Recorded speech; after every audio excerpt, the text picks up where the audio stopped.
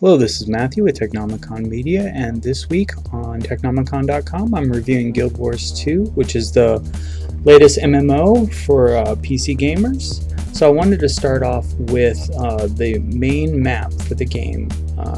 This is a section of one zone that I'm currently working on, and it's sort of a rectangle, but you can see that area that I'm in is like this tiny sliver of the world map, and it's pretty impressive. What's cool about the map system is that there's what's called map rewards, meta achievements for completing an entire map, both in terms of exploring the map and then also in terms of completing tasks for various NPCs located on each map.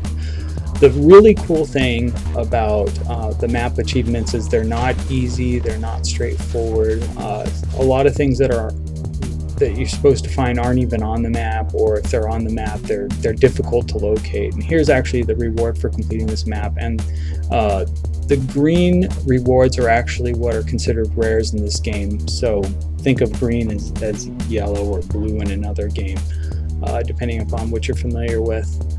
So for the review, I went with Ranger. I actually played Necromancer in the beta, but I felt I'd give Ranger a shot. I played it a little bit towards the end of the second beta. So here's pet management. Pet management is pretty cool. There's a lot of pets that you can tame. It's called charming, and you can select on the fly different pets. They each have their own set of specific abilities, as well as one ability that you can control with the F2 key. The other abilities that are listed there are just auto abilities that they'll use more or less on cooldown. So another cool thing about Guild Wars 2 is the inventory system. The inventory system has, of course, your bags, as well as a bank system. The thing that's unique about it is you can send items to your bank automatically out in the field. So you can select to deposit all items, and it actually sorts them by type. Here you can see to the right, that's my bank. And when you choose to deposit items, it'll sort them in the crafting kind of UI to your right.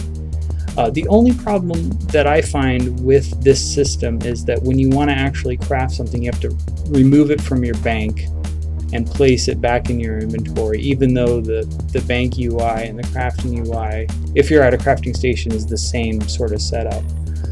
So, of course, crafting in Guild Wars 2 is pretty grindy, but not in a bad way. I mean, it's sort of the balance of, if it's too easy, then it doesn't feel like you're actually achieving anything. So the main focus of leveling in Guild Wars 2 is this task and event based system. Here I'm showing you an event, and what events are tasks that occur at specific moments in time. They're not always available. You'll get an announcement in whatever zone you're in if you're close enough to an event that's taking place.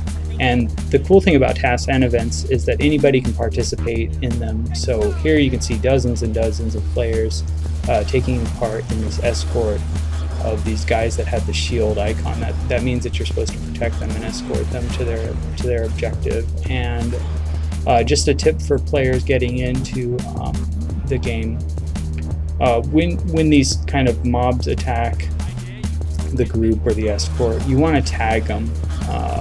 Even though you'll get credit for just being with the escort, you get more credit, more rewards, and as well as loot if you actually tag them. So you want to use like AoE abilities. So in addition to escorts, here we have what's like an elite boss type mission, and this is actually a follow-up event for the last escort. So oftentimes when you're completing one event, it'll sort of evolve into another event as well, and this is actually going to evolve into yet another event. So you can just stay with the group if there's a lot of people and just continue on with the event if that's what you want to do.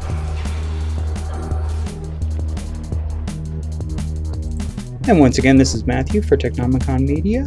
For the full article on Guild Wars 2, the review, visit our website at www.technomicon.com, and thanks for watching.